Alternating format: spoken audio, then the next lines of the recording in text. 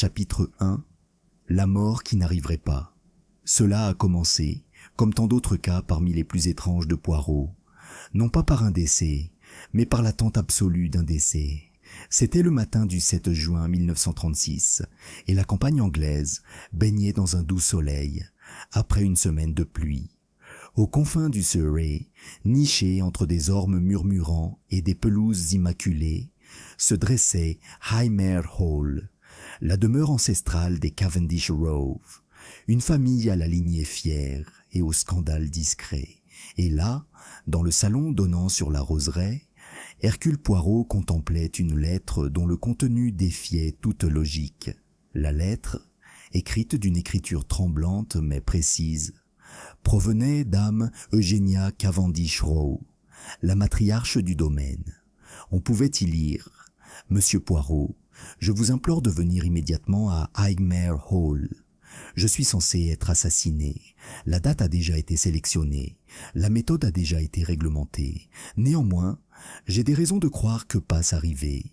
Dans l'agonie, votre Eugenia Cavendish Rowe. » Poirot était assis dans son appartement de Whitehaven Mansions et lut la lettre 2 fois, puis une troisième.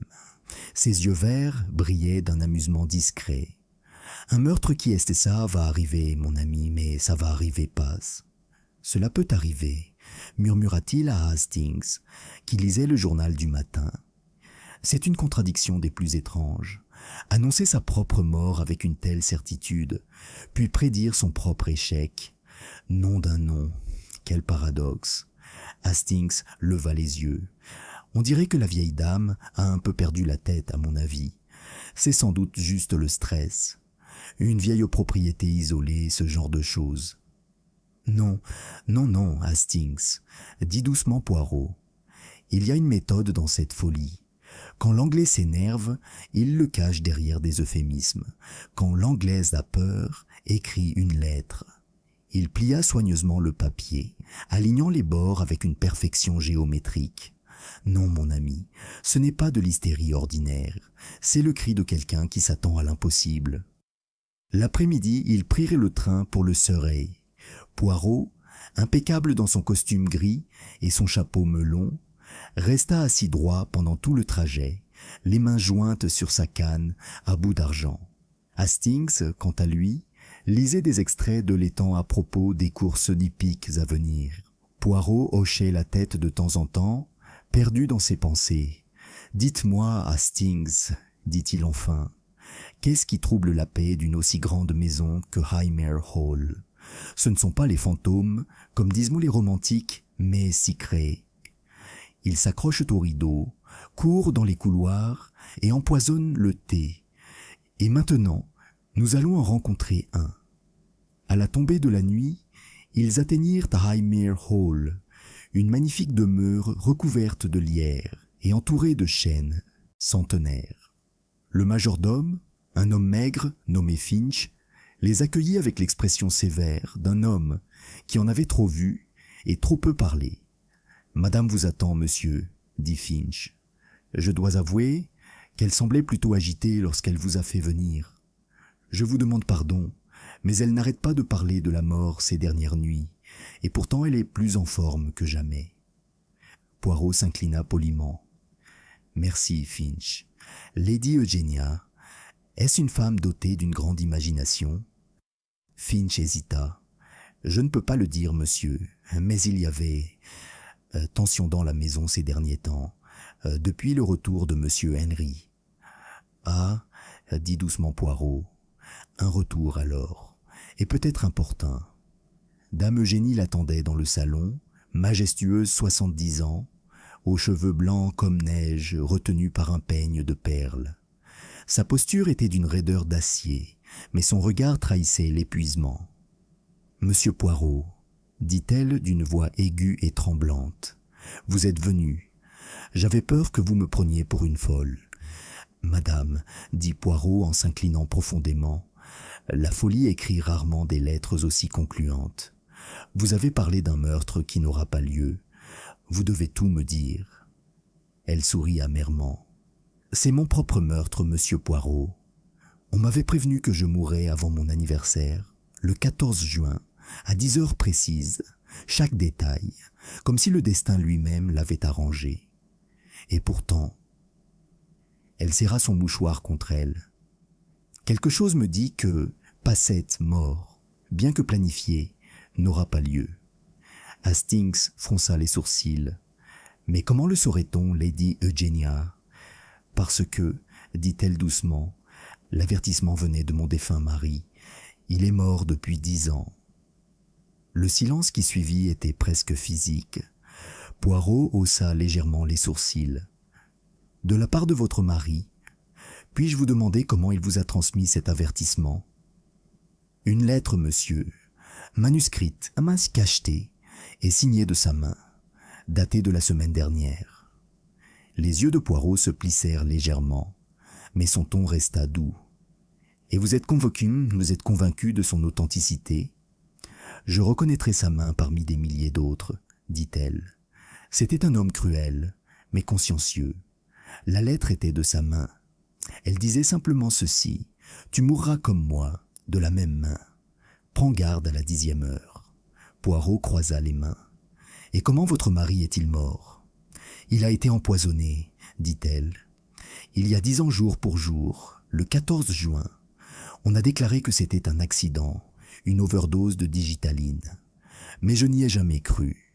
Et maintenant, le passé semble se répéter. Poirot se leva lentement, son regard se portant vers la cheminée, où était accrochée une photographie de feu Sir Alaric, Cavendish Row. Un homme sévère, esquissant un léger sourire. Sous le portrait se trouvait une montre de poche ternie, arrêtée à 10 heures. « Dites-moi, madame, dit-il doucement, qui habite cette maison maintenant ?» Elle les a énumérés avec une précision fatiguée. Henry Cavendish Row, son fils unique, récemment revenu des colonies après une décennie à l'étranger. Mademoiselle Charlotte Gray, sa jeune compagne et nourrice. Monsieur Lionel Pratt, l'avocat de la famille. Pfarrer Samuel Brent, une vieille amie de son défunt mari. Et Mouchard, le majordome, loyal, discret et omniprésent. Poirot hocha la tête. Un cercle charmant, fermé, intime, et sans doute rempli de petits secrets. Il se tourna vers dame Eugenia. Vous craignez la mort, et pourtant vous croyez qu'elle n'arrivera pas. C'est très inhabituel. Elle détourna le regard. Parce que, monsieur Poirot, je crois que quelqu'un projette de me tuer, mais celui qui aurait pu l'en empêcher est déjà mort. Poirot resta silencieux pendant un long moment, puis très doucement, « Madame, la mort qui refusait de se produire, ça a déjà commencé. » Chapitre 2. Le rassemblement des suspects. Le lendemain matin s'est levé High Hall dans une légère brume qui tombait des collines, brouillant les contours des vieilles tours et enveloppant les jardins d'un calme étrange. Poirot se leva tôt, impeccable comme toujours, et déjeuna de café noir, de toast et d'un demi-pamplemousse. Hastings le rejoignit, avec son appétit anglais habituel et l'esprit empli de scepticisme. Poirot, commença-t-il en beurrant ses tartines. Toute cette histoire de lettre d'un mort, c'est absurde. Ce doit être une farce ou une tentative pour effrayer la pauvre dame. Poirot remua son café avec la plus grande précaution. « Peut-être, mon ami, mais dites-moi, à qui profite une telle peur ?» La peur, Hastings, est une émotion des plus révélatrices. Elle démasque toute prétention. Elle nous révèle la vérité d'une âme. Si quelqu'un veut effrayer Lady Eugenia, nous devons lui demander « Pourquoi maintenant ?» Eh bien, dit Hastings, votre fils est de retour après 10 ans passés à l'étranger. Peut-être a-t-il ramené un peu de malice. Poirot sourit faiblement. Prise. Vous n'avez pas aussi tort que vous le pensez. Alors rencontrons la famille et découvrons ce que la campagne anglaise cache sous son charme. À la demande de Lady Eugenia, ils furent convoqués dans la salle du petit déjeuner. C'était une pièce spacieuse donnant sur la pelouse est, où la lumière du soleil filtrait à travers les hautes fenêtres et miroitait sur le service à thé en chêne poli et en argent. L'atmosphère, cependant, était tout sauf sereine. L'air lui-même semblait tendu et malsain. Dame Eugénia était assise près de la cheminée, les mains serrées sur sa tasse de thé, et son expression était celle d'une femme à la fois fière et épuisée. À côté d'elle se tenait mademoiselle Charlotte Gray là, jeune compagne, peut-être 27 ans, avait des cheveux blonds simplement peignés en arrière et un regard bleu vif qui scrutait les visages. Elle avait le calme de quelqu'un habitué à calmer les nerfs des riches, mais derrière ce calme se cachait quelque chose, une réserve peut-être excessivement exercée. À l'autre bout de la pièce se tenait Henry Cavendish Rowgrand, large d'épaules, la peau bronzée d'un homme habitué depuis longtemps aux soleils étrangers. Son regard croisa celui de Poirot avec froideur, avec une pointe d'irritation. « Alors, c'est vous l'inspecteur, dit-il. Ma mère a toujours eu un don pour le drame. J'espère que vous ne l'encouragerez pas. » Poirot inclina poliment la tête. « Je ne représente que la vérité, monsieur. Qu'elle soit dramatique ou ennuyeuse, je n'arrive pas à décider. » Henri pinça les lèvres. « Il n'y a pas de meurtres ici, je vous l'assure. Juste des fantômes que ma mère ne laisse pas en paix. » À ce moment-là, la porte s'ouvrit et monsieur Lionel Pratt, l'avocat de la famille, un homme d'âge mûr, rondouillard, aux cheveux clairsemés et portant des lunettes qui glissaient constamment sur son nez, accueillit Poirot avec une chaleur exagérée. « Monsieur Poirot, c'est un plaisir. J'ai entendu parler de vos exploits en l'étang, même si je prétends que c'est un peu exagéré. Madame a toujours eu une imagination fertile, que Dieu la bénisse. » Poirot sourit. « Et pourtant, monsieur Pratt, la loi prend l'imagination très au sérieux lorsqu'elle est écrite à l'encre et scellée à la cire. » Pratt cligna des yeux, ne sachant pas s'il devait rire. Finalement, le dernier du groupe entra, Pfarrer Samuel Brent, un homme grand et maigre, aux joues creuses et à la voix grave, plus à l'aise en chair que dans un salon. Son col ecclésiastique miroitait sur son manteau noir et son regard était perçant. « Monsieur Poirot, dit-il sérieusement, j'ai bien connu Sir Alaric, quel que soit le tourment qui tourmente Lady Eugénia aujourd'hui. J'espère seulement que ce n'est pas son souvenir qui la hante. »« Mais non, dit Poirot doucement, ce ne sont pas les morts qui nous hantent, révérend, ce sont les vivants qui ne leur laissent aucun répit. » Une fois les présentations terminées, Poirot demanda la permission de parler en privé à chaque membre de la maisonnée. Lady Eugénia accepta, bien que son regard trahît une certaine hésitation. « Vous constaterez, monsieur, que les habitants d'ici ont depuis longtemps l'habitude de garder leurs pensées pour eux. »« Alors, répondit Poirot, je dois voir si je peux la persuader de faire une exception. » Interview I. Mademoiselle Charlotte Gray. Ils traversèrent ensemble la roseraie. Le ton de Charlotte était calme et respectueux, mais son regard était vif, ce qui n'échappa pas à Poirot. « Lady Eugénia dépend énormément de vous, mademoiselle, dit-il. C'est une fonction qui exige une grande confiance. J'étais avec chapitre 3, les premières ombres du doute. L'après-midi s'était transformé en cette douce lumière dorée typique des étés anglais, où l'air bourdonne doucement et où le monde semble osciller entre chaleur et calme. Hercule Poirot se tenait à la fenêtre de sa chambre d'amis, observant le jardin en contrebas d'un air de calcul sensible. Vu d'en haut, la maisonnée paraissait paisible. Henry Cavendish Row fumait près de la fontaine, Miss Charlotte Gray disposait des fleurs sur la terrasse, et Finch apportait un plateau d'argent vers la bibliothèque. Mais pour Poirot, chaque mouvement avait du poids, chaque geste avait un sens. « Ah, mon ami Hastings, ils jouent comme leurs petits rôles avec beaucoup de talent, » murmura-t-il. « Mais même dans la performance la plus parfaite, il y a toujours un oubli, un mot mal placé.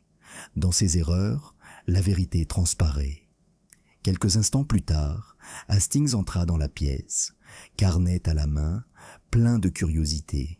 « Eh bien, Poirot, qu'en pensez-vous jusqu'ici ? Le fils a l'air plutôt bien. quoique un peu irascible. La jeune femme, plutôt gentille, à mon avis. Et le vicaire, eh bien, il me fait peur. Poirot sourit faiblement. Tu observes la surface, mon ami, et tu le fais bien. Mais souviens-toi, sous les eaux calmes de la société anglaise se cachent les plus profondes profondeurs. Allons-y maintenant. Je veux voir où Sir Alaric a trouvé la mort. Finch la conduisit dans un couloir bordé de portraits ancestraux et s'arrêta devant une lourde porte en chêne. « C'était le bureau de Sir Alaric, monsieur, dit-il doucement. Il était resté quasiment inchangé. Madame a ordonné qu'il ne soit jamais modifié. À l'intérieur, une légère odeur de moisi flottait dans l'air, un parfum de vieux livres et de vernis. La pièce portait les marques de son ancien propriétaire. Un bureau massif, un globe terrestre, des étagères remplies de registres, et au-dessus de la cheminée, un portrait d'une chasse au renard. Sir Alaric lui-même au centre, le visage illuminé par un demi-sourire, qui cependant n'atteignait pas ses yeux. Le regard de Poirot se porta sur une vitrine. Ah, les médicaments dont Lady Eugenia a parlé? Finch hocha la tête. Oui, monsieur, Digitalis était parmi eux. Il l'a pris pour son cœur. Poirot examina les fioles, toujours soigneusement rangées dans leurs étuis. Et c'est ici qu'on l'a trouvé. Sur la chaise près de la fenêtre, on disait qu'il était en train d'écrire. Il avait encore son stylo à la main. Poirot se pencha près de la fenêtre et profita de la vue. Une ligne droite, à travers la pelouse, jusqu'au cadran solaire et au-delà. Le mausolée familial, son marbre blanc scintillant au soleil. En ordre, dit-il doucement.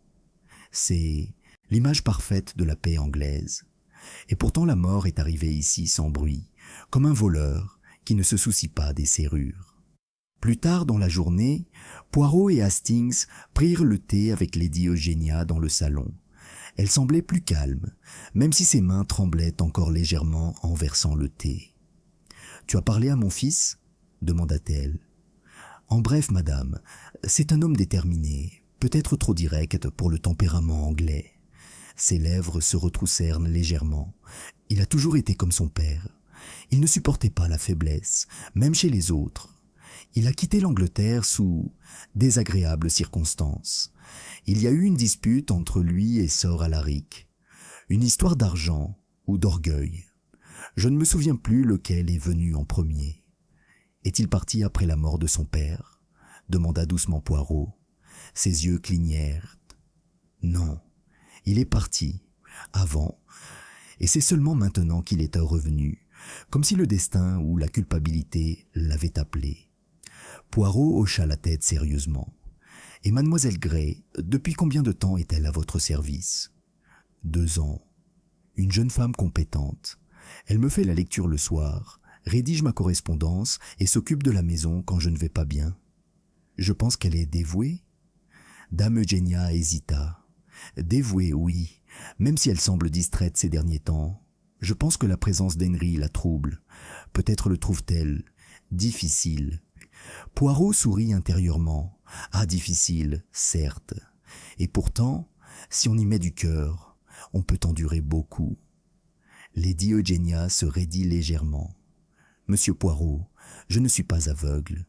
Mon fils est adulte, et elle est jeune et influençable. Mais je ne peux pas me permettre de la perdre. Je suis trop vieille pour avoir à nouveau affaire à des inconnus. » Il inclina la tête.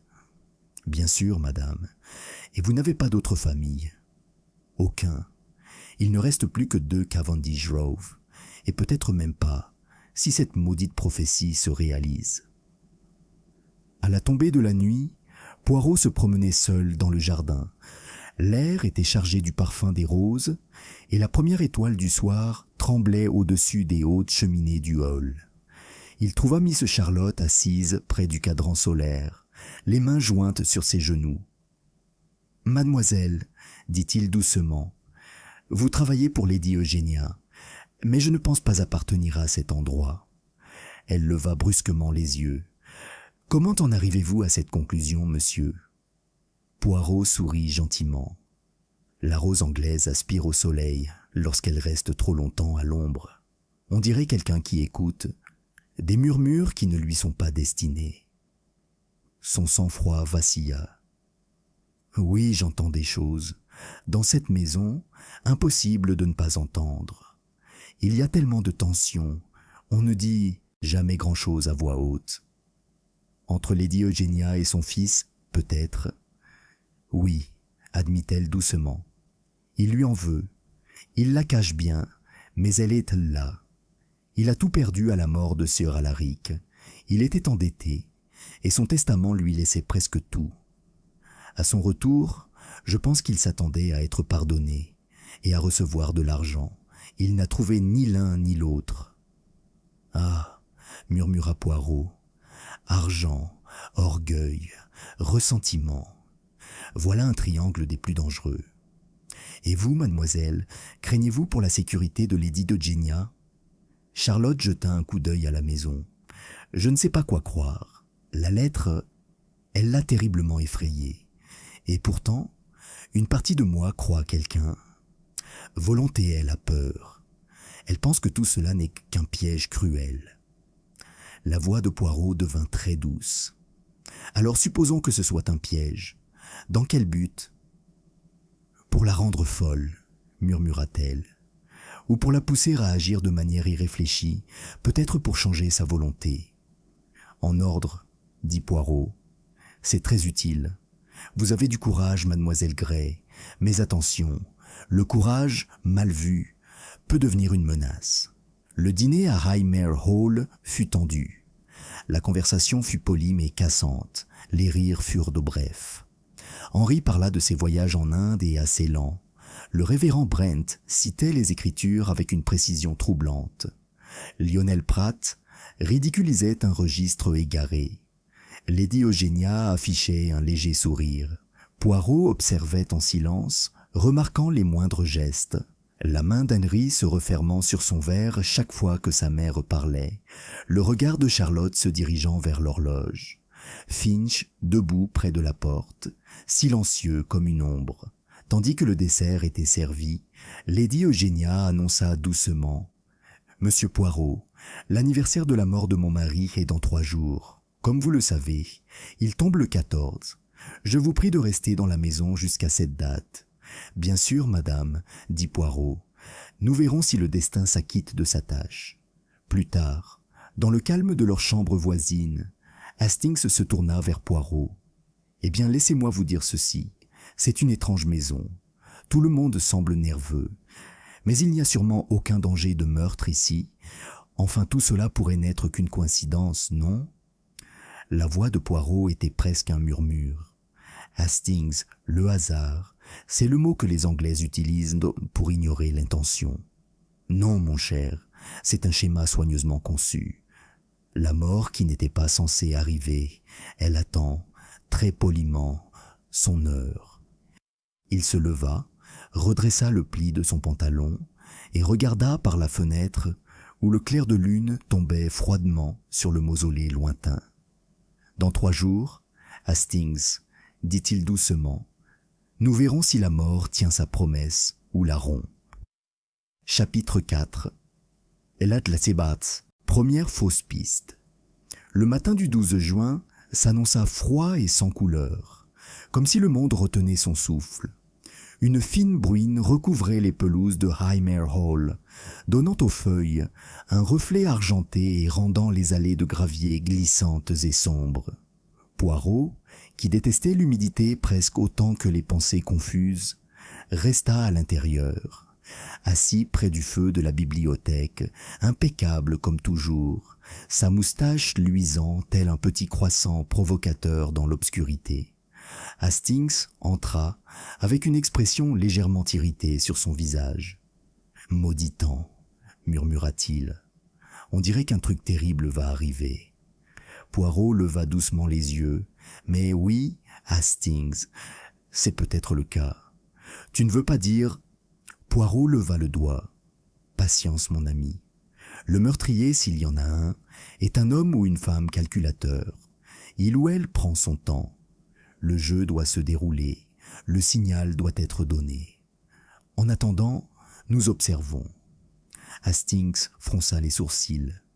Tu crois vraiment que volonté était-ce une tentative? Les craintes de dame Eugénia n'étaient-elles pas simplement de la nervosité? Poirot sourit faiblement. Une femme qui craint la mort, mais espère survivre. C'est un paradoxe, n'est-ce pas? Et pourtant, ma chère, les paradoxes sont le plus fidèle reflet du cœur humain.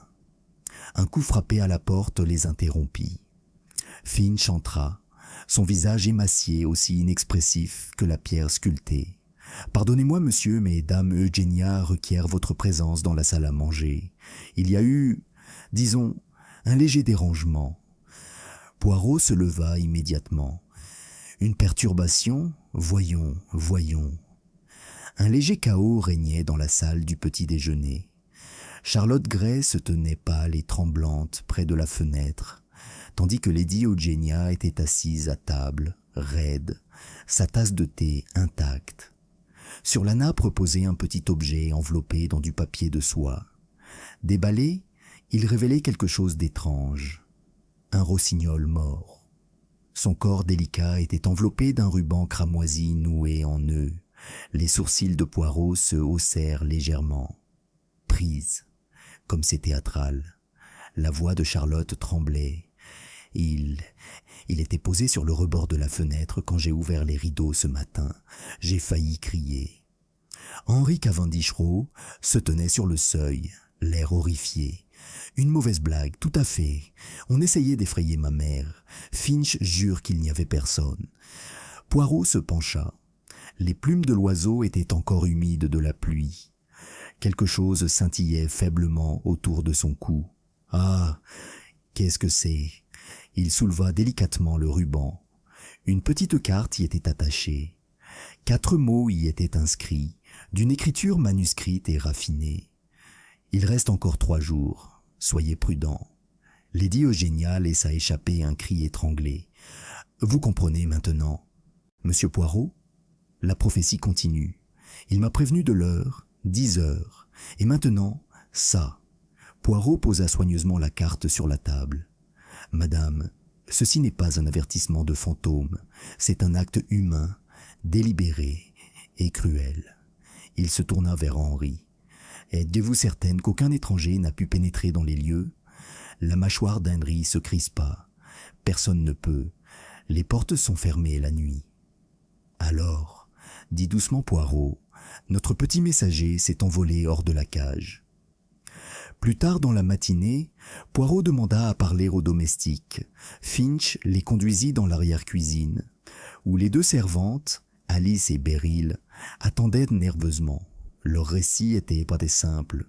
Aucune des 2 n'avait quitté ses appartements pendant la nuit, et toutes 2 juraient n'avoir rien entendu d'inhabituel, si ce n'est l'horloge qui sonnait 10 heures. L'heure de la prophétie, murmura Poirot. Étrange. Toujours à 10 heures. Pardonnez-moi, monsieur, dit Finch, mais j'ai vu quelque chose, même si je n'y ai pas prêté attention sur le moment. Une lumière traversait les jardins, près du mausolée. Poirot se retourna brusquement. À quelle heure? Un peu avant 10 heures, monsieur. Faible comme une lanterne. Ah. Poirot hocha la tête pensivement. Peut-être que les morts rendent visite aux morts, ou que les vivants font semblant d'être en vie. Une fois les domestiques partis, Hastings dit calmement « Bon, c'est réglé, n'est-ce pas? Quelqu'un essaie de l'effrayer en lui envoyant des oiseaux morts et en se faufilant avec des lanternes. Je parie sur cet avocat, Pratt. On dirait qu'il va intervenir. » Les yeux de Poirot lancèrent des éclairs. « Tu veux dire? Parce qu'il est rondouillard, en sueur et nerveux, c'est ça? Mais la peur, Hastings, ce n'est pas de la culpabilité, c'est l'aveu d'un homme faible qui en sait plus qu'il ne veut bien le dire. Et qui d'autre? Henry? Il est en colère, certes, mais pas du genre à se faufiler avec des rubans et des oiseaux. Le regard de Poirot se porta vers la fenêtre. Non, peut-être pas, mais souviens-toi, la colère, c'est comme un parfum. On emporte un cri pour masquer une odeur plus subtile. Au déjeuner, Poirot profita de l'occasion pour s'entretenir en privé avec Lionel Pratt. L'avocat semblait mal à l'aise, son habituelle hargne contenue. « Allons, monsieur Pratt, » commença doucement Poirot. « Une simple question. Vous vous occupez des affaires de Lady Eugénia, n'est-ce pas? Le testament, la succession, l'héritage, toutes ces questions délicates. » Pratt s'éclaircit la gorge. « Bien sûr. Je gère leur compte depuis la mort de Sir Alaric. Et si Lady Eugénia venait à mourir, disons demain, qui hériterait? » L'avocat hésita. « Votre fils, Monsieur Henry Cavendish Rowe, en totalité. La succession et tous les biens liquides. » « Complet? Oui, il n'y a personne d'autre. » Poirot sourit doucement. Un testin est et pourtant, je crois que la question du quand est peut-être plus pertinente que celle du qui. Voyez-vous, messieurs de monsieur Pratt, le timing est primordial, surtout en cas de décès. Pratt fronça les sourcils. Je ne te comprends pas. Non, mais tu le feras. Poirot se tapota légèrement la tempe. Tout est là, dans le petit cellule grise. Ce soir-là, un autre incident se produisit, subtil mais dérangeant. Pendant le dîner, tandis que Finch versait du vin dans le verre de Lady Eugénia, le regard de Poirot se porta sur la carafe. Son parfum attira son attention.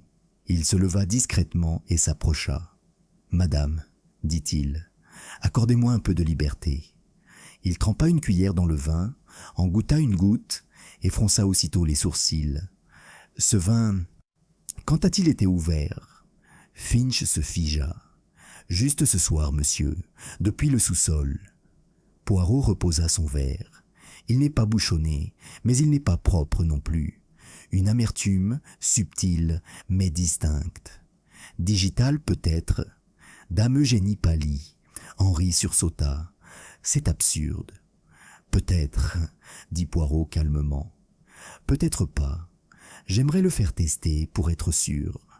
Jusque-là, madame, je vous conseille de ne rien boire que vous n'ayez pas servi vous-même. » Silence. Même le tic-tac de l'horloge semblait plus fort. Puis dame Eugénia murmura. Alors la prophétie, peut-être volonté arrivée. Poirot s'inclina légèrement. Pas si Hercule Poirot peut l'empêcher, madame. Pour l'instant, nous devons agir comme si le danger nous guettait. Lorsque la famille se fut retirée, Hastings trouva Poirot arpentant le couloir, perdu dans ses pensées. « Eh bien, je serai damné, » dit Hastings. « Si le vin était empoisonné, c'est une preuve suffisante. Il faut que ce soit Henry, ou Pratt, ou même Finch. » Poirot s'arrêta brusquement. « Ah, pas, c'est trop tôt, trop facile. Souvenez-vous du rossignol mort, Hastings, symbole de quelque chose de fragile, savamment détruit. Non, ce n'était pas destiné à tuer, c'était destiné à avertir, pour susciter la peur, pour accélérer l'événement qui ne veut pas se produire. » Hastings parut perplexe. « Tu veux dire que quelqu'un veut l'effrayer au point qu'elle... quoi, s'effondre? Ou alors elle agit avant l'heure. La frontière entre la peur et le destin, mon ami, est aussi ténue que le fil qui unit ce lien. » Poirot se tourna vers l'escalier, sa silhouette se dessinant nettement dans la faible lumière de la lampe.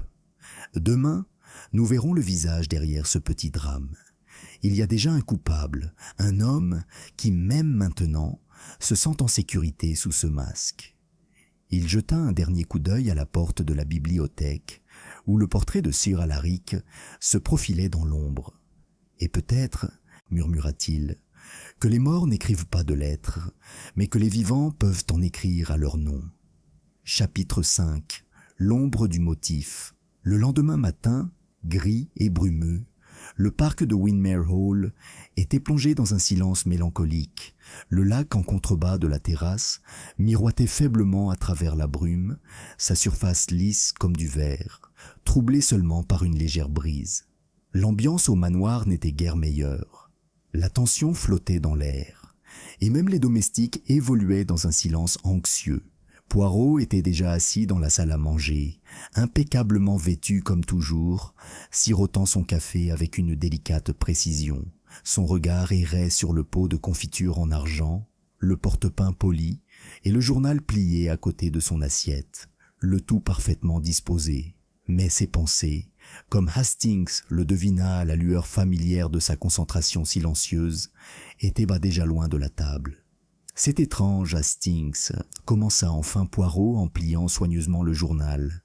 « Comme les Anglais ont fait de prendre leur petit déjeuner en silence un art. On pourrait presque le prendre pour de la méditation, si ce n'était le bruit des toasts. » Hastings ricana, mais son regard trahissait l'inquiétude. « Je suppose qu'il n'y a pas grand-chose à dire après la révélation d'hier soir. Sachant que le testament a été modifié une semaine seulement avant la mort de Sir Henry, cela semble aggraver considérablement la situation de mademoiselle Liliane. » Poirot hocha lentement la tête. « Oui, à première vue, cela semble dévastateur. Mais j'ai appris, mon ami, qu'un mobile apparemment trop commode et trop parfait n'est souvent qu'une illusion qui cache la vérité. La vraie vie, Hastings, est rarement aussi conciliante. » Leur petit déjeuner silencieux fut interrompu par l'entrée de l'inspecteur Cray, qui semblait avoir passé la nuit sans dormir.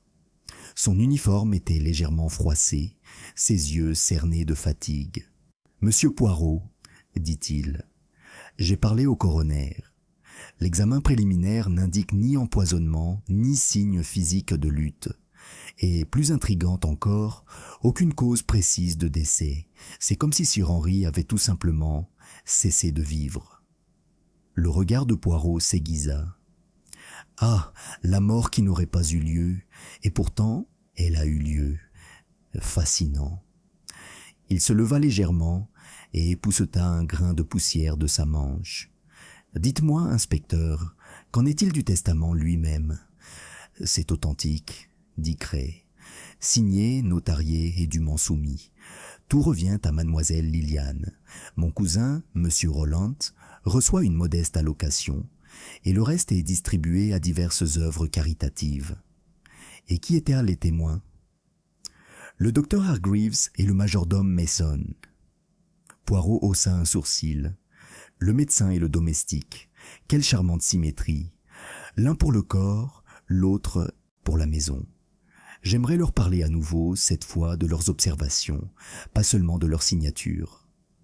Le docteur Hargreaves se retrouva dans son bureau, une pièce simplement meublée, remplie de livres de médecine, et légèrement parfumée au camphre et au tabac à pipe. C'était un homme d'âge mûr, vif, mais mal à l'aise, sous le regard pénétrant de Poirot. « Je peux vous assurer, monsieur Poirot, » dit-il en nettoyant nerveusement ses lunettes, « que la santé de Sir Henry était aussi bonne qu'on pouvait l'espérer pour son âge.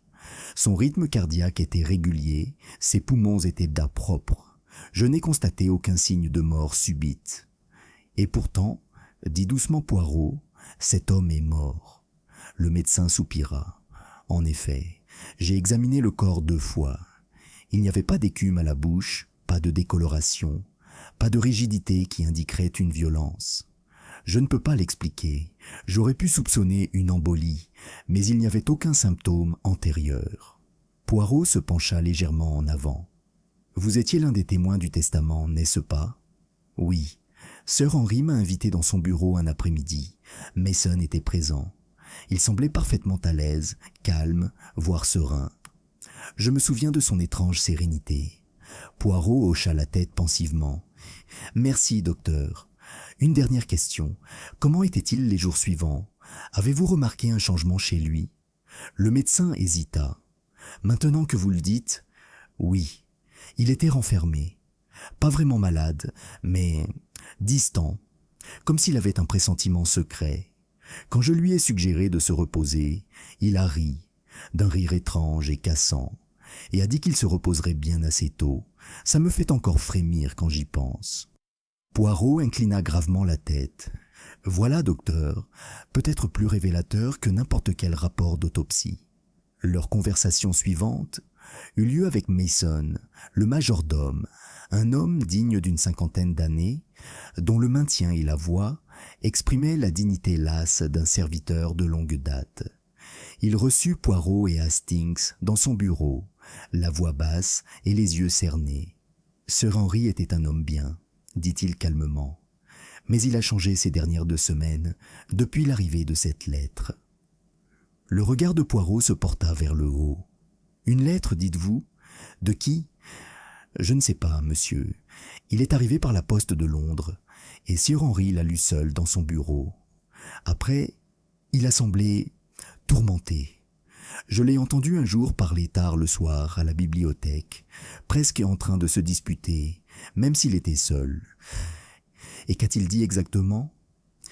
Mason déglutit difficilement. Quelque chose comme « Le passé ne restera pas enfoui ». C'est tout ce que j'ai entendu avant qu'il ne me remarque et ne ferme la porte. Hastings se tortilla, mal à l'aise. Tu veux dire que ça aurait pu être du chantage, Poirot? L'expression de Poirot ne changea pas, mais ses yeux pétillaient. Peut-être. Ou peut-être était-ce quelque chose de bien plus subtil. Les fantômes de l'esprit, Hastings, sont souvent plus dangereux que ceux de la tombe. Il se tourna vers Mason. « Tu as aussi été témoin du testament ?»« Oui, monsieur.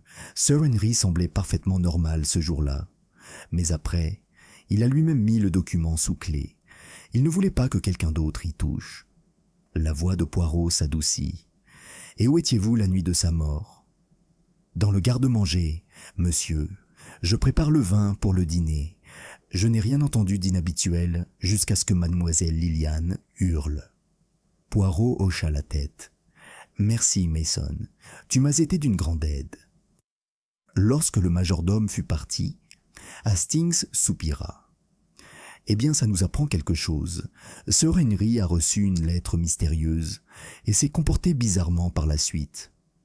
Cela semble être une piste claire qui mérite d'être étudiée. » Poirot sourit faiblement, tandis que son regard errait dans le jardin enveloppé de brouillard derrière la fenêtre. « Ah, Hastings, vous êtes si mojoguette, si anglais, toujours à vouloir une ligne claire. Mais les motivations humaines, mon ami, sont comme ce brouillard. Elles tourbillonnent et se tordent, révélant ici un aperçu, masquant là une vérité. La lettre pourrait en être la cause, ou seulement l'ombre. » Il se tapota légèrement la tempe. Il manque quelque chose ne colle pas. Un homme modifie son testament, paraît tourmenté, puis meurt sans raison. Le médecin ne voit aucune maladie, le corps aucune blessure, et pourtant la mort survient, calmement, silencieusement. Non, non, ce n'est pas un mystère ordinaire. C'est comme si l'esprit de Sir Henry était impliqué dans sa mort. Hastings fronça les sourcils. « Tu veux dire le suicide ?» Poirot secoua doucement la tête. « Non, Hastings, pas un suicide, mais un renoncement à sa volonté, une mort qui refusait d'arriver. Et pourtant, elle a eu lieu. Cette phrase a du sens, j'en suis sûr. » Tandis qu'il parlait, on frappa à la porte. L'inspecteur Cray entra, un papier plié à la main. « Monsieur Poirot, » dit-il d'un ton sombre, « nous venons de trouver ceci dans le tiroir du bureau de Sir Henry, caché derrière un faux panneau. » Poirot accepta la lettre avec précaution. Le cachet était brisé, le papier vieux et légèrement jauni. Au recto, d'une écriture soignée et penchée, figuraient en mes 4 mots. « Pardonnez-moi » ou « Suivez-moi ». Le regard de Poirot resta fixé sur ces mots un long moment. Puis il murmura doucement « Enfin, les morts commencent à parler. » Chapitre 6. La lettre du passé. Pendant quelques instants, le silence régna dans le bureau. Seul le tic-tac de l'horloge de la cheminée résonnait précis et incessant, chaque tic-tac résonnant comme le battement léger d'un cœur nerveux. Poirot se tenait à la fenêtre, tenant soigneusement la mystérieuse lettre entre ses doigts gantés. Hastings et l'inspecteur Cray l'observaient, guettant sa réaction. Finalement, Poirot se retourna, son expression pensive, mais impénétrable. « Pardonnez-moi ou suivez-moi » répéta-t-il doucement, son accent étirant chaque syllabe comme une énigme. Un étrange message, n'est-ce pas? Une requête, ou peut-être un avertissement. Cray s'avança. « Nous avons vérifié le reste du tiroir, monsieur Poirot. Il n'y a rien d'autre. Celui qui a écrit cela devait le penser personnellement. Peut-être du chantage. Poirot inclina légèrement la tête. Peut-être, ou peut-être pas. Il y a des émotions en jeu ici. De la mélancolie, du regret, quelque chose de très humain. Ça n'a pas l'air d'être du chantage, inspecteur. Ça sent le passé. Il tendit le mot à Hastings. L'écriture était ferme, élégante et résolument féminine. Hastings fronça les sourcils. Serait-ce l'œuvre de mademoiselle Liliane? Non, mon ami, dit aussitôt Poirot. Le ton est déplacé. Liliane Grantet est fière, colérique et extrêmement réservée. Cette lettre exprime ses remords. C'est une lettre de supplication, pas de défi. Poirot s'approcha du bureau et examina l'encrier, la plume et les papiers éparpillés. Sir Henry a caché cette lettre, mais ne l'a pas détruite. C'est l'acte d'un homme déchiré entre la culpabilité et le désir. Cray soupira. « Tu penses que c'est lié à sa mort ?»« Je pense, dit Poirot calmement, que est sa mort. » Plus tard dans la matinée, Poirot et Hastings rendirent une nouvelle visite à mademoiselle Liliane Grant. Elle se tenait à la haute fenêtre du salon, la posture rigide, l'air soupçonneux. La faible lumière du dehors éclairait ses cheveux noirs, l'encadrant comme un portrait trop immobile pour la vie. « Mademoiselle Grant, commença doucement Poirot, j'ai trouvé quelque chose dans le bureau de votre oncle. Une lettre.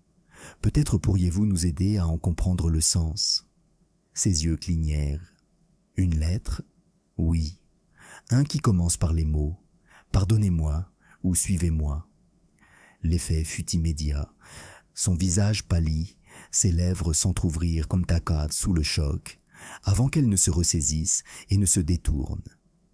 « Je ne sais pas ce que vous voulez dire. Je n'ai jamais vu une lettre pareille. » Le regard de Poirot s'adoucit, mais son ton resta calme et ferme. « Mademoiselle, vous êtes intelligente. Vous savez que les mensonges sont une perte de temps. Vous avez reconnu ces mots, n'est-ce pas ?» Elle resta un instant immobile. Puis, elle expira doucement et s'assit. « Oui, dit-elle enfin, je l'ai déjà entendu. Mon oncle l'a dit une fois, il y a longtemps. »« Ah, dit doucement Poirot. Dites-moi, s'il vous plaît. » Elle hésita, tortillant le bord en dentelle de son mouchoir. « C'était il y a des années. J'avais 16 ans. Il y a eu une dispute familiale, une histoire d'héritage, avant la mort de mes parents. Mon oncle a dit ces mots à mon père lors d'une dispute. Je m'en souviens parfaitement, car je n'ai pas compris ce qu'il voulait dire à l'époque. Mon père l'a simplement regardé, avec pitié. « Votre père et Sir Henry étaient à proches ?» demanda Hastings. « Ils étaient mon frère, mais pas amis, » répondit-elle amèrement. Il y avait quelque chose qui les séparait, quelque chose dont aucun d'eux ne parlait jamais. Poirot hocha lentement la tête. Et pourtant, cette même phrase apparaît dans la lettre. Il semble donc que la querelle entre frères ne soit pas aussi avancée qu'on pourrait le croire. Liliane baissa les yeux. « Si cela ne vous dérange pas, monsieur Poirot, je préfère ne pas fouiller dans le passé. Quels que soient les péchés qu'ils ont commis ensemble, ils doivent être restés enfouis. » Poirot s'inclina poliment. « Comme vous le souhaitez, mademoiselle. Mais comprenez bien, quand le passé refuse de rester enfoui, il creuse sa propre tombe. » En quittant le salon, Hastings ne put contenir sa curiosité. « Vous pensez donc que la mort de Sir Henry a un lien avec son frère ?»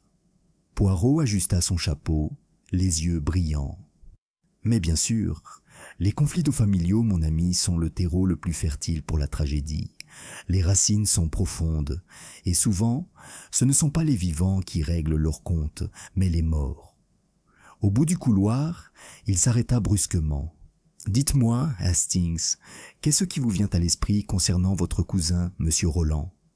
« Il semblait plutôt froid envers mademoiselle Liliane, » dit Hastings. « Il paraissait fier, un peu distant, et pas particulièrement triste. »« Exactement, » dit Poirot. Et pourtant, il n'a pas grand-chose à gagner de la mort de Sir Henry, à moins que... Poirot marqua une pause, fronçant légèrement les sourcils, à moins qu'il ne recherche pas la richesse, mais la justification. Ils trouvèrent de Roland dans la bibliothèque.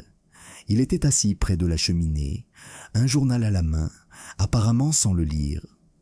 Lorsqu'ils entrèrent, il se leva, l'air poli mais réservé. « Monsieur Poirot, dit-il froidement, à qui dois-je ce plaisir ?»« Par curiosité, monsieur Roland, dit Poirot avec un léger sourire. Une petite curiosité inoffensive. On m'a dit que votre oncle avait récemment reçu une lettre. Êtes-vous au courant ?» L'expression de Roland ne changea pas, mais ses yeux se plissèrent légèrement. « Je ne peux pas dire ça. »« Vraiment ? L'écriture vous semble peut-être familière. C'est celle d'une dame. » Roland eut un petit rire sans humour. « Mon oncle avait beaucoup de correspondants, des dames du conseil paroissial, de vieilles connaissances, londoniennes. C'était un homme aux relations étendues. » Poirot l'observa attentivement. Et pourtant, on pourrait penser qu'un homme avec un large cercle de connaissances aurait aussi l'esprit tranquille. Mais Sir Henry était décrit comme « hanté » quelques jours avant sa mort. Ce mot ne vous paraît-il pas étrange ? Le regard de Roland se durcit. Sir Henry était un homme de remords, monsieur Poirot. Nous éprouvons tous des remords, mais certains d'entre nous ne se laissent pas ronger par eux. Poirot inclina la tête et sourit poliment. Comme c'est sage, monsieur. Et pourtant, quand le remords est si fort qu'il peut être fatal, il n'atteint que rarement un seul homme. Ce soir-là, Poirot retourna dans sa chambre, où Hastings le trouva penché sur un petit bureau, entouré de ses notes soignées et de ses diagrammes. « Je vois que tu as été occupé, » dit Hastings en regardant par-dessus son épaule. « Je suis occupé, oui, » murmura Poirot. « Mais je ne suis pas encore satisfait. Il y a des lacunes, Hastings. Des lacunes là où il devrait y avoir de la logique, la lettre, le testament, la paix mystérieuse qui a précédé la mort. Ce sont les fils d'une même tapisserie. Et je commence à en discerner le motif. » Il désigna un mot. La lettre a été écrite par une femme. Son ton évoque l'affection et la tristesse. L'expéditeur devait donc être proche de Sir Henry, mais pas un membre de sa famille, quelqu'un d'une époque plus ancienne. Hastings fronça les sourcils. Un ancien amant ? Peut-être. Ou quelqu'un qui a péché avec lui. Quoi qu'il en soit, sa réapparition, symbolisée par cette lettre, a éveillé quelque chose en lui. La culpabilité, la peur, peut-être même une résignation mortelle. Poirot se pencha en arrière et ferma brièvement les yeux. Il attendait, Hastings, il attendait le retour de quelque chose ou de quelqu'un, et quand ce fut le cas, la mort n'était pas loin. Hastings frissonna. On dirait une histoire de fantôme. Poirot sourit faiblement. Ah, mais les fantômes qui me troublent, mon ami, sont toujours faits de chair et de sang. À ce moment-là, on frappa violemment à la porte. L'inspecteur Cray entra, l'air sérieux. « Monsieur Poirot, nous venons de recevoir un message de Londres. La poste a retrouvé la lettre que vous avez trouvée. Elle provenait d'une adresse de Kensington, enregistrée au nom de Madame Eleanor Vane. » Les yeux de Poirot s'ouvrirent aussitôt. Le nom semblait flotter dans l'air comme un écho d'une autre vie. « Eleanor Vane » répéta-t-il doucement. Enfin, le passé montre son visage. Il se leva, l'air calme et déterminé. « Fais tes bagages, Hastings. Demain nous partons pour Londres. Je crois que la vérité a commencé son chemin. » Chapitre 7. La femme de Kensington. Un épais brouillard planait sur Londres ce matin-là, brouillant les lignes élégantes de la ville pour en faire un paysage onirique et feutré. Le fiacre transportant Poirot et Hastings sillonnait les rues grises, tel un scarabée perdu dans le brouillard, les sabots du cheval claquant doucement sur les pavés. Hastings, assis en face de Poirot, regarda à travers la vitre trouble et murmura « Maudit brouillard, comment on navigue là-dedans? Je ne comprendrai jamais. » Poirot sourit faiblement. Mais non, mon ami. Le brouillard est l'ami des secrets. Quand tout est caché, il faut se fier à son instinct, à ses petites cellules grises, pour trouver son chemin. Leur destination, selon le télégramme de l'inspecteur Gray, était une modeste maison de ville dans une rue calme de Kensington. Les rideaux étaient entirés et le lierre s'accrochait à la façade comme des doigts aux rebelles. Une petite plaque de laiton près de la porte indiquait simplement « Madame Eleanor Vane ». Lorsque la porte s'ouvrit, une femme d'une cinquantaine d'années apparut, grande, gracieuse, quoique visiblement frêle. Ses cheveux aux mèches argentées étaient soigneusement coiffés et ses yeux bleus pâles, tristes, fixaient les visiteurs avec une sérénité sereine. « Oui », dit-elle d'une voix ferme mais douce. Poirot s'inclina légèrement. « Madame, je suis Hercule Poirot. Voici mon collègue, le capitaine Hastings. Nous sommes venus parler à Sir Henry Grant de Windermere Hall. » Elle resta silencieuse un instant, puis, très doucement, « Alors, c'est arrivé. » Elle recula. « S'il vous plaît, entrez. » La maison était meublée modestement, mais avec goût. Le mobilier témoignait d'une époque meilleure, peu à peu abandonnée. Rien ne laissait présager une certaine richesse, mais tout respirait une certaine élégance, tel un souvenir précieusement conservé. Madame Vane fit un geste vers le salon. « Vous me pardonnerez, » dit-elle en s'installant dans un fauteuil. « J'avais peur que ce jour arrive, alors Sir Henry est mort. » Poirot hocha la tête sérieusement. « C'est lui, madame, paisible, mais sans raison apparente. Sa mort est étrange. » Un léger sourire mélancolique se dessina sur ses lèvres. Ce serait tout. Henry n'a jamais rien fait directement. Poirot se pencha légèrement en avant. « Tu le connaissais bien. »« Je l'ai fait, » dit-elle doucement.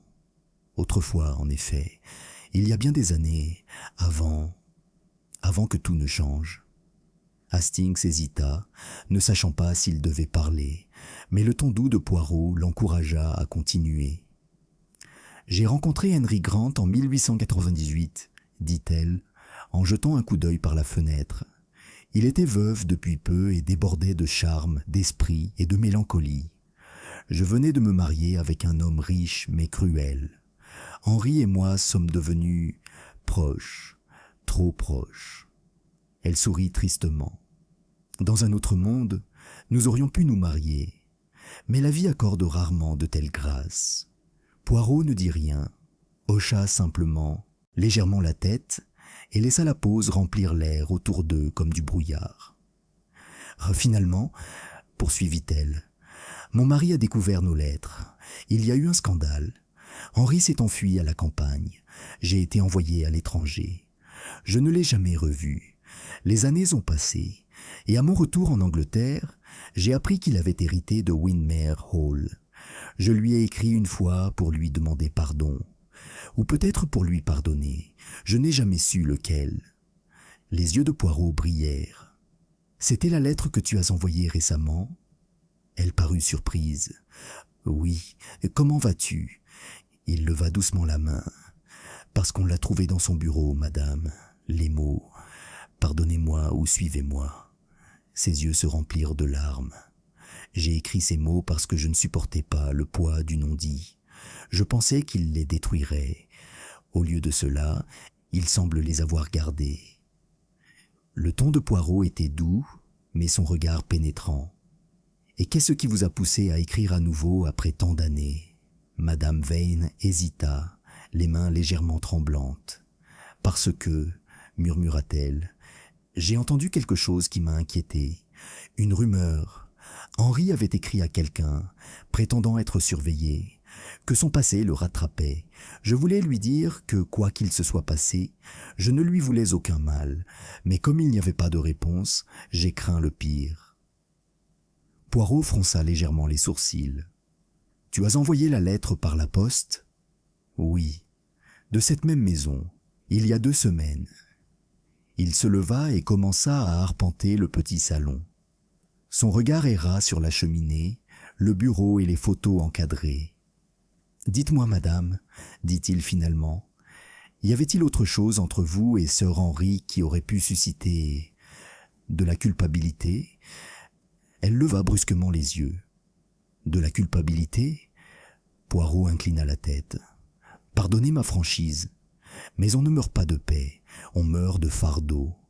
Je crois que le fardeau de sœur Henry n'était pas seulement émotionnel, mais moral. » Son visage pâlit. « Il s'est passé quelque chose, » admit-elle doucement. « Il y a longtemps, mon mari nous a découverts ensemble, Henry et moi, dans ma maison de campagne. Il y a eu une dispute violente. J'ai essayé d'intervenir. Il y a eu une chute. Mon mari s'est cogné la tête. Il a survécu, mais il n'a plus jamais été le même. Il est mort 2 ans plus tard. Henry a toujours cru que c'était lui qui avait causé la mort. » Le regard de Poirot s'adoucit. « Et toi ?» ?»« Je me suis blâmé. On l'a fait tous les deux. » Alors qu'il quittait la maison quelques minutes plus tard, Hastings poussa un profond soupir. « Seigneur Poirot, alors voilà. La mort de Sir Henry était due à la culpabilité. Un châtiment tardif pour le fantôme. » Poirot rit doucement. « Ah, les Anglais, adorant faire des tragédies soignées, Hastings. Mais la vie, elle est rarement aussi polie. »« Tu penses qu'il y a plus ? Je connais s'il y a plus. Imaginez ceci. Madame Vane envoie sa lettre. Sir Henry la cache au lieu de répondre. Il modifie son testament, prend ses distances, puis meurt sans raison. S'il n'avait été que coupable, il aurait avoué ou se serait donné la mort. Mais non, il attendait quelque chose ou quelqu'un. Ils montèrent dans le taxi et Poirot se laissa aller en arrière, tapotant légèrement sa canne. « Hastings, vous souvenez-vous de Mason, le majordome, qui parlait d'avoir entendu Sir Henry se disputer avec lui-même dans la bibliothèque ? Et s'il n'était pas seul ? Et s'il parlait à un visiteur qui avait une raison de venir discrètement ? » Hastings se cligna des yeux. « Tu parles de quelqu'un de Londres ? Peut-être, ou peut-être quelqu'un qui vit déjà dans la maison. » Le regard de Poirot se porta vers la fenêtre, où le brouillard s'épaississait comme un mystère. Quand la culpabilité est partagée, Hastings, elle unit les gens, et parfois les tue tous les deux. Lorsqu'ils retournèrent à Windermere Hall ce soir-là, l'ambiance au manoir avait changé. Les domestiques chuchotaient entre eux, et la nouvelle de la visite de Poirot à Londres s'était déjà répandue. Miss Lilian les attendait déjà dans le salon à leur arrivée, l'air crispé par l'impatience. « Alors, dit-elle, tu as chassé les fantômes en ville. As-tu trouvé ce que tu cherchais ?» Poirot sourit doucement. « Ah, mademoiselle, je trouve toujours ce que je ne cherche pas. Et c'est peut-être là la plus belle découverte. »« Je n'aime pas les mystères, monsieur Poirot, » dit-elle sèchement. « Je veux que ce cauchemar cesse. La police décidera bientôt, n'est-ce pas, que la mort de mon oncle était naturelle. »« Peut-être, » dit Poirot doucement, « mais peut-être pas. Les morts naturelles laissent de rarement des questions surnaturelles. » Son visage pâlit légèrement. « Qu'est-ce que tu veux dire par là ?» Le regard de Poirot la fixa. « Cette vérité, mademoiselle, est patiente. Elle attend que tous les masques tombent. » Il s'inclina poliment et se tourna vers l'escalier. Hastings le suivit en murmurant « Tu crois qu'elle sait quelque chose ?» Poirot ne répondit pas directement. « Tout le monde à Windermere Hall sait quelque chose, Hastings. L'astuce consiste à comprendre ce qu'ils craignent. Nous le savons déjà. » Plus tard dans la nuit, Poirot se tenait seul à la grande fenêtre de sa chambre, contemplant le brouillard qui enveloppait le jardin d'un silence étrange. Son reflet flottait, fantomatique, dans la vitre. « Eleanor Vane, » murmura-t-il, « un péché longtemps enfoui, un testament réécrit, une mort sans cause. » Il se retourna, les yeux brillants d'un air pensif. « Il manque encore une pièce, ce que Sir Henry a vu, avant sa mort. Tant que je ne l'aurai pas trouvé, le tableau restera incomplet. » Dehors, un hibou ululait dans l'obscurité. À l'intérieur, la silhouette de Poirot se tenait immobile, tel un homme, à l'écoute d'un murmure que lui seul pouvait entendre. Chapitre 8. Murmure dans la nuit.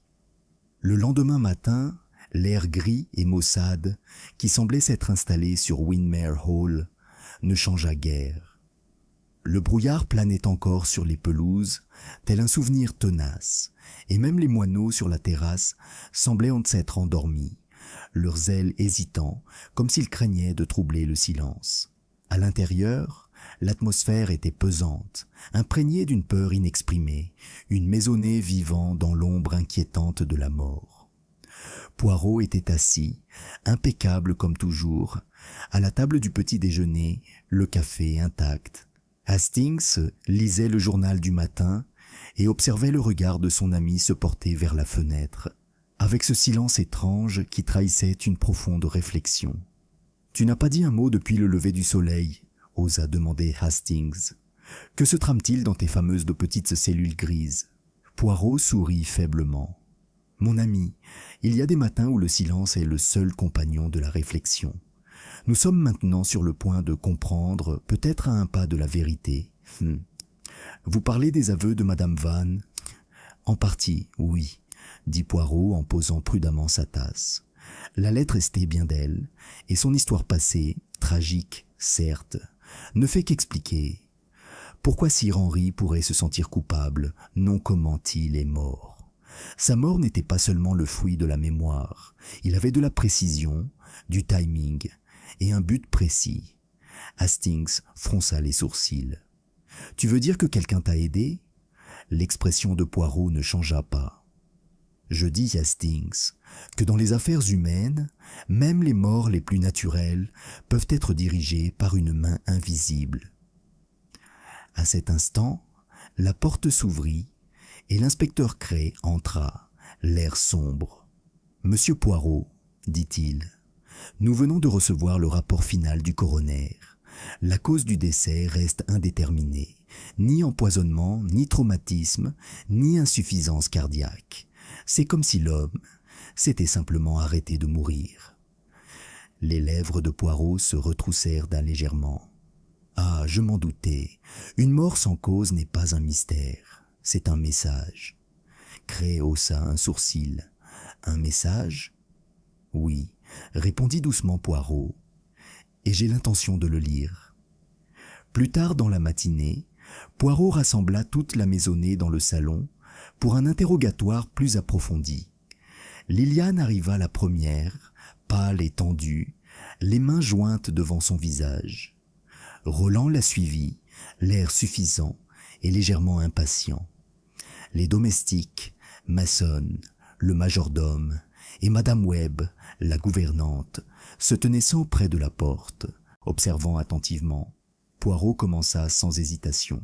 « Mes amis, dit-il calmement, il y a des moments où la vérité ne se cache pas dans le grand geste, mais dans la petite incohérence, et ce sont ces incohérences qui m'inquiètent maintenant. » Il s'avança au centre de la pièce, son regard errant d'un visage à l'autre. La mort de Sir Henry fut paisible, certes, mais ces derniers jours ne le furent pas. Il modifia son testament, parla d'être hanté, reçut une lettre d'une femme de son passé, et puis, le soir de sa mort, il dîna seul. Le ton de Roland était sec. Et alors, beaucoup d'hommes préfèrent la solitude. En effet, dit Poirot, mais la solitude, monsieur, exige rarement le secret. Mason. Il se tourna vers le majordome. Vous êtes la dernière personne à avoir vu Sir Henry vivant, n'est-ce pas?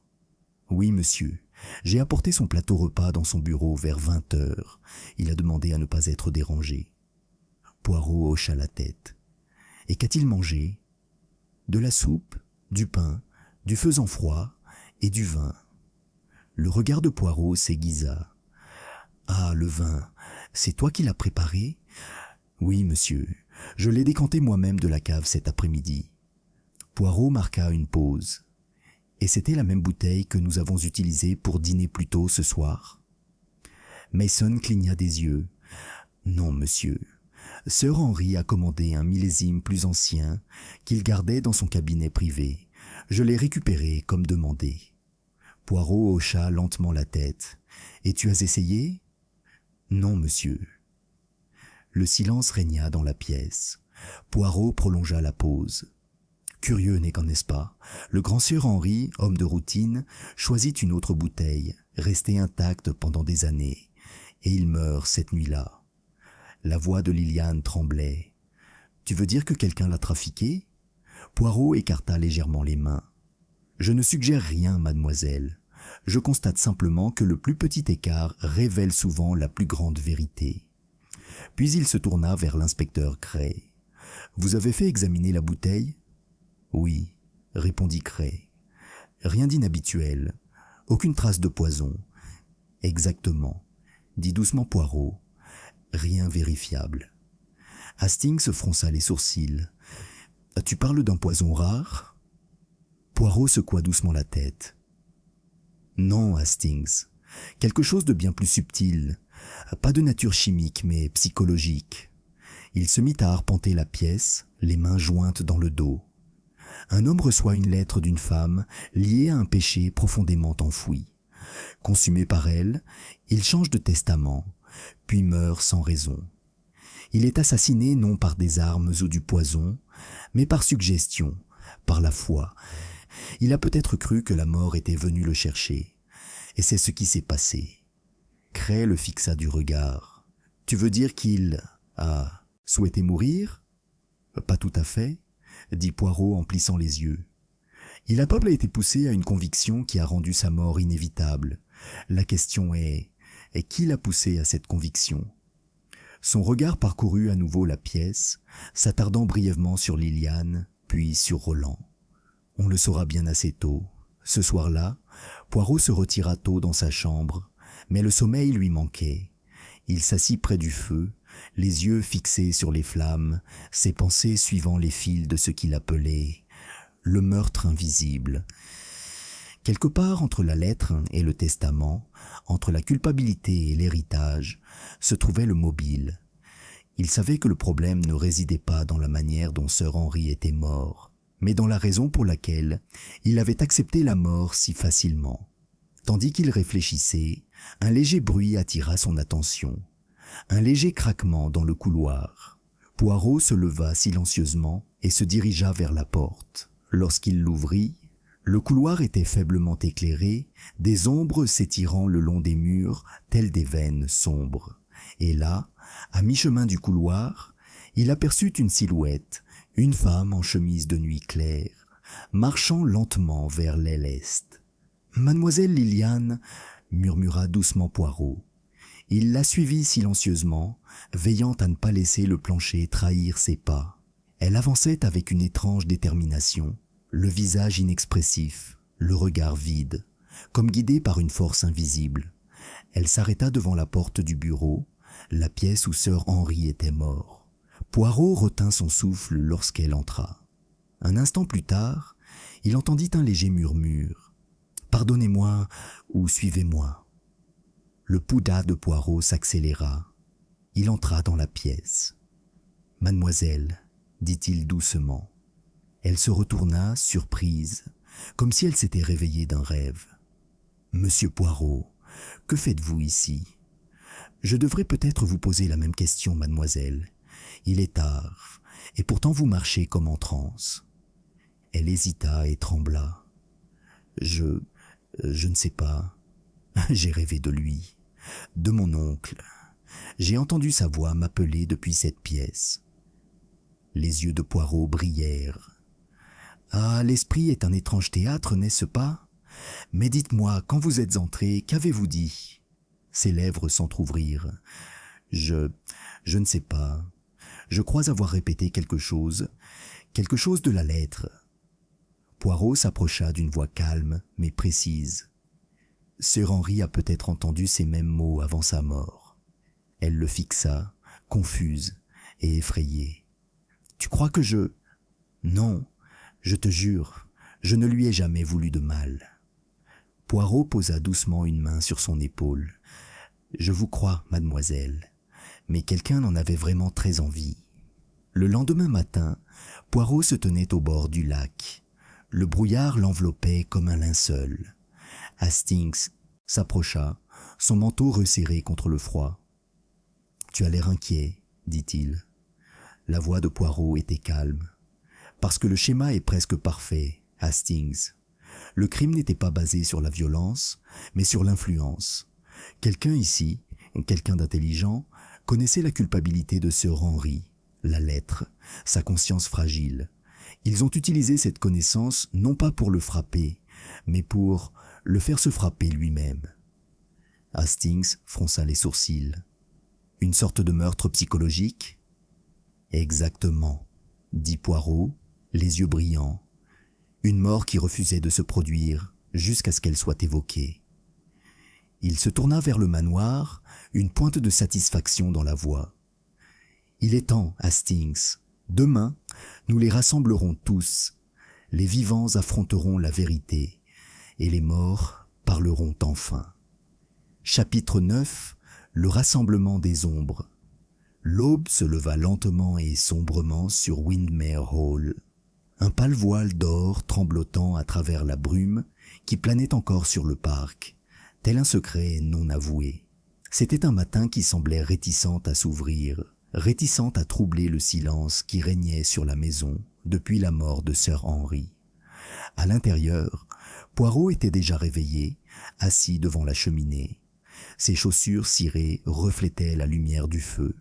Il avait à peine dormi, et son esprit tissait des schémas à travers le brouillard du soupçon. Sur la cheminée, une petite horloge tic-taquait doucement et avec insistance. Chaque seconde, un fil de plus dans cette toile toujours plus serrée. Hastings entra discrètement, toujours en robe de chambre. « Tu t'es encore levé tôt » dit-il en se frottant les yeux. « J'imagine que tu as passé la moitié de la nuit à réfléchir. » Poirot sourit faiblement. « Ah, Hastings, je n'ai pas seulement réfléchi. J'ai écouté. Le silence, les pas dans l'obscurité, la culpabilité qu'elle exhalait. Et maintenant, je crois que le moment est venu de révéler la vérité. » Hastings fronça les sourcils. « Tu veux dire que tu as résolu le problème ?»« Non, mon ami, » répondit Poirot, les yeux pétillants. « Pas encore, mais je me suis assuré que la vérité n'est nulle part où se cacher. Je les ai tous convoqués à la bibliothèque à 11 heures. D'ici midi, Windermere Hall pourra peut-être à nouveau respirer librement. » Hastings hésita. « Croyez-vous vraiment que quelqu'un ici ait causé la mort de Sir Henry ?» Poirot regarda le feu. « Provoqué, oui, mais peut-être pas par la main. Le meurtre peut prendre de nombreuses formes, mon ami. Certains tuent par le poison, d'autres par la parole. Mais le plus rarement, dit-il en se tapotant la tempe, ils tuent par la pensée. » Au matin, la famille se réunissait dans la bibliothèque. Les lourds rideaux étaient étirés, révélant la pelouse grise. Une légère brise faisait vibrer les carreaux. Liliane était assise près de la cheminée, ses mains pâles serrées sur ses genoux. Roland s'appuyait contre l'encadrement de la fenêtre, sa posture semblant faussement décontractée, malgré ses dents serrées. L'inspecteur Cray se tenait près de la porte, un carnet à la main. Même les domestiques, Mason et Madame Webb, attendaient au fond de la pièce, agités et silencieux. Poirot fut le dernier à entrer, impeccablement vêtu et d'un pas mesuré. Il se tenait devant eux avec une autorité calme. « Mes amis, » commença-t-il, « nous ne sommes pas ici pour accuser, mais pour comprendre. Sir Henry Vane est mort, mais sa mort ne s'estompe pas. Il a laissé derrière lui un mystère, une mort sans cause, un crime sans acte. Pourtant, chaque mystère, aussi étrange soit-il, suit son cours. » Il se tourna vers la cheminée, son reflet vacillant dans la vitre. « Commençons par ce que nous savons. Sir Henry était un homme accablé par les souvenirs. La lettre de Madame Vann a rouvert une longue blessure. Il se croyait hanté, peut-être maudit. Mais une croyance, aussi forte soit-elle, ne peut tuer personne, à moins que quelqu'un ne la crée. » Roland prit la parole le premier. d'un ton sec. Tu suggères qu'au pas que quelqu'un manipulait lui? C'est absurde. C'est tout? La voix de Poirot était douce. Sir Henry a modifié son testament quelques jours avant sa mort et vous a désigné Monsieur Roland comme son héritier principal. Le jeune homme se figea. Il l'a fait de son plein gré. Il a dit qu'il était temps de remettre les choses en ordre. Oui, répondit Poirot d'une voix calme. Ce sont les mots mêmes qu'il a adressés à son avocat pour arranger les choses. Étrange n'est-ce pas que ces mots figurent également dans la note anonyme retrouvée dans son bureau. Une vague de tension traversa la pièce. Cray leva brusquement les yeux. « Tu veux dire que quelqu'un lui a envoyé un message ?» Poirot hocha la tête. « Oui, inspecteur. Une note d'une écriture inconnue, curieusement écrite la veille de sa mort. L'écriture, cependant, ressemble étrangement à un document complètement différent. Il fouilla dans sa poche et en sortit un morceau de papier plié. Une lettre de condoléances de Monsieur Roland, trouvée parmi les affaires de Sir Henry. Les yeux de Roland s'écarquillèrent. « Vous m'accusez de contrefaçon ?» Poirot leva la main. « Je n'accuse personne. Mais j'observe, mon ami. Et j'observe ceci. Sir Henry, déjà affaibli, reçoit un message répétant les mots mêmes qui le hantent, mettre les choses en ordre. Ce n'est pas le poison qui le tue, mais la suggestion, la conviction que son heure est venue, et quelqu'un a su exactement comment implanter cette pensée. Liliane haleta doucement et porta la main à ses lèvres. Mais pourquoi Roland ferait-il une chose pareille ? Le visage de Roland devint rouge de colère. C'est scandaleux. J'aimais cet homme comme un père. Poirot le regarda froidement. L'amour peut prendre de nombreuses formes, monsieur. Parfois, il recherche la rédemption, parfois un héritage. Roland s'avança, mais Cray s'interposa. La tension dans la pièce était aussi intense qu'une fumée épaisse. Poirot attendit que le silence revienne, puis reprit. Son ton était désormais plus doux et plus pensif. Mais il y a plus. Le vin de Sir Henry, la vieille bouteille qu'il avait commandée ce soir-là, n'était pas empoisonné, mais il était manipulé. Le bouchon fut replacé et la bouteille rebouchée. Et bien qu'aucune trace de poison ne fût y trouvée, on découvrit quelque chose d'inhabituel, le léger parfum d'une herbe rare qui provoque des rêves saisissants, des hallucinations et le désespoir. Cray fronça les sourcils. « Tu veux dire qu'il était drogué ?»« Juste assez pour lui embrouiller l'esprit, » dit Poirot, « pour qu'il voie ce qu'il craint le plus, pour qu'il entende des voix qui n'existent pas. » Le regard de Poirot se porta sur Liliane. « Et vous, mademoiselle, vous avez prononcé les mots de la même lettre dans votre sommeil la nuit dernière. Pardonnez-moi, ou suivez-moi. Vous avez répété ce que Sir Henry a peut-être entendu dans ces dernières heures. » Les yeux de Liliane se remplirent de larmes. « Je ne voulais pas, je te jure, je n'ai jamais... » Poirot leva doucement la main. « Je ne pense pas que vous ayez eu de mauvaises intentions, mademoiselle, mais quelqu'un connaissait votre affection pour Sir Henry, votre chagrin pour la perte de votre mère. Quelqu'un aurait pu en profiter, vous mettre des mots dans la tête aussi facilement que dans la sienne. » Son regard se porta sur Roland, mais les yeux perçants de Poirot le captèrent. « Ah !» dit-il doucement. « Alors, l'esprit se tourne vers ce que la culpabilité oriente. » Roland perdit son sang-froid. « Il n'avait pas l'intention de le tuer, » s'exclama-t-il. « Je voulais juste qu'il voie, qu'il se souvienne de ce qu'il lui a fait, qu'il avoue. Le vieil homme a détruit la vie de ma mère, ruiné sa réputation, et l'a laissé mourir dans la honte. Il mérite d'affronter ça. » La voix de Poirot était calme mais froide. « Et ainsi, tu es devenu l'instrument de son châtiment. » Roland s'affala sur une chaise et se couvrit le visage. Il était déjà en train de mourir intérieurement. Je lui ai juste donné un petit coup de pouce. L'herbe était inoffensive, juste assez pour le faire rêver. Je pensais qu'il avouerait et qu'il ne mourrait pas. Le silence régna. Même l'inspecteur Cray, aussi endurci fut-il, détourna le regard. Poirot s'approcha, la voix grave. Vous avez joué avec l'arme la plus dangereuse, monsieur, l'esprit humain. Vous connaissiez sa culpabilité, ses remords. Vous avez murmuré la mort à l'oreille d'un homme qui l'attendait déjà. Et ce faisant, vous êtes devenu un meurtrier sans même lever le petit doigt. La voix de Roland se brisa. Ce n'était pas un meurtre. C'était ça, dit doucement Poirot. Pas physiquement, mais mentalement. Il se tourna vers Cray. Vous avez vos aveux, inspecteur, mais je vous implore d'être clément. Ce crime était né de la douleur, et non de la cupidité. Cray hocha la tête sérieusement et ferma son carnet. Tandis que Roland était emmené, Liliane enfouit son visage dans ses mains. Poirot resta un long moment près du feu, son reflet vacillant dans la vitre. Finalement, Hastings parla doucement. « Pensez-vous que justice a été rendue, Poirot ?» Le regard de Poirot s'adoucit. « La justice, ma chère, est une chose étrange. La mort de Sir Henry n'était pas cruelle, mais capitale. Les péchés du passé reviennent toujours, comme des échos dans une salle vide.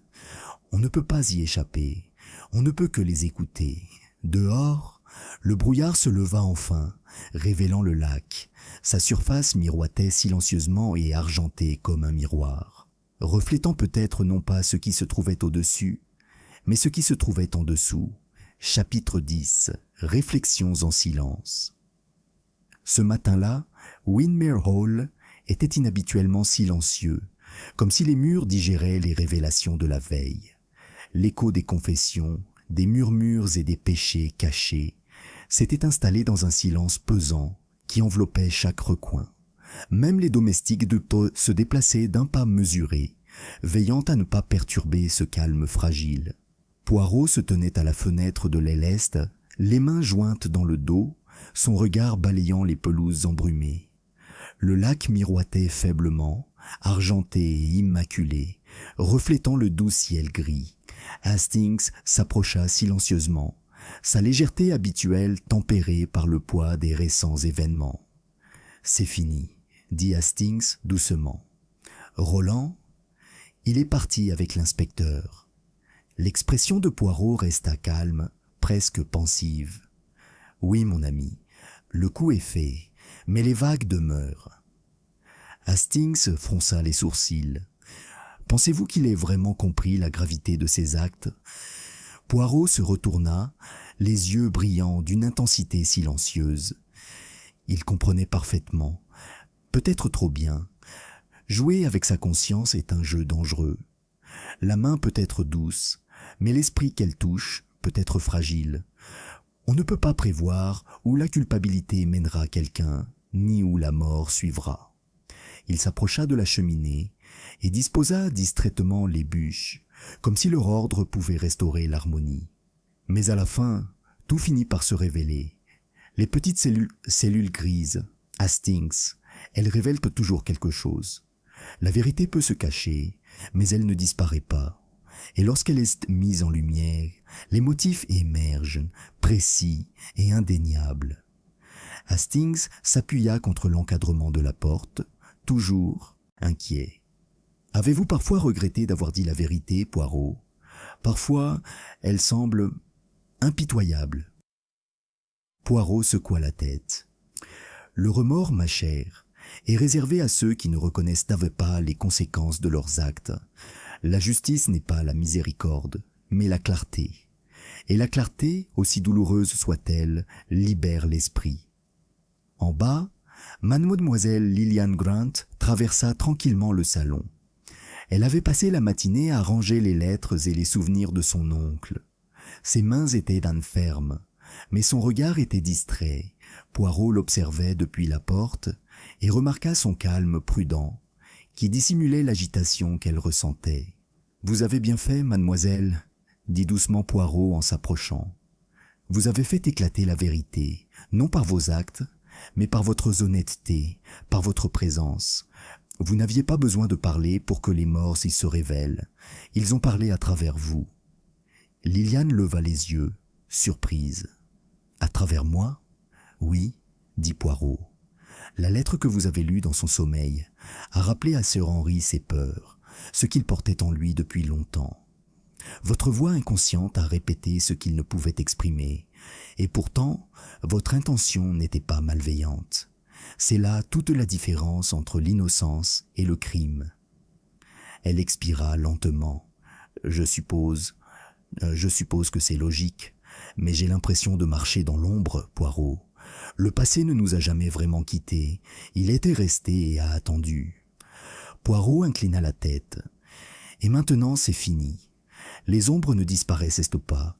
Elles peuvent ne reculer que lorsque la lumière est suffisante. Vous devez être cette lumière, mademoiselle.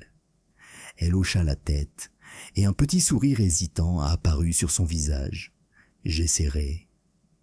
Plus tard dans l'après-midi, Poirot et Hastings se promenèrent d'un promenèrent dans le jardin.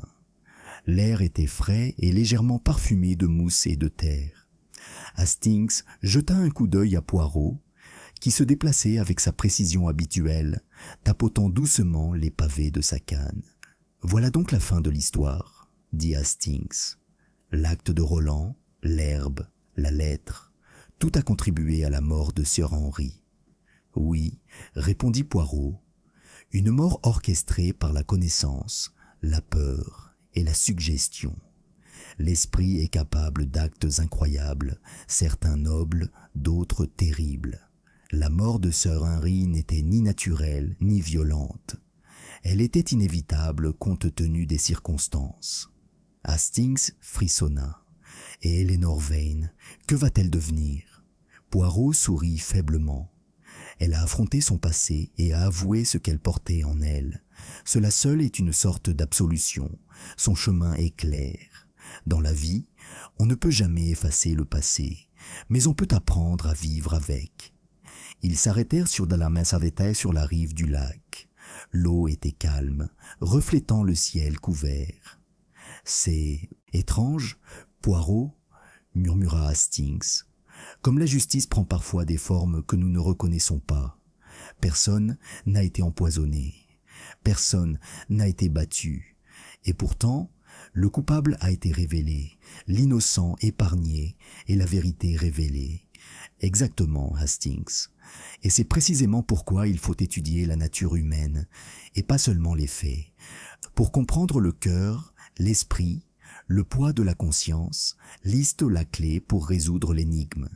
Il désigna la lisière des arbres au loin, où le brouillard se levait lentement. Observe, mon ami. Le monde paraît calme, mais en dessous, les courants sont mouvants. C'est pareil pour les affaires humaines. Une immense complexité se cache sous la surface. Il faut toujours regarder plus loin. Hastings hocha la tête, ressentant le poids des paroles de Poirot. « Je suppose que je ne penserai plus jamais à un meurtre, ni à une mort. » De la même façon, le regard de Poirot se porta à nouveau sur le lac, pensif et calme. « Vous non plus, Hastings. Et c'est pourquoi nous travaillons comme nous le faisons. Pour apporter la clarté là où règne le chaos.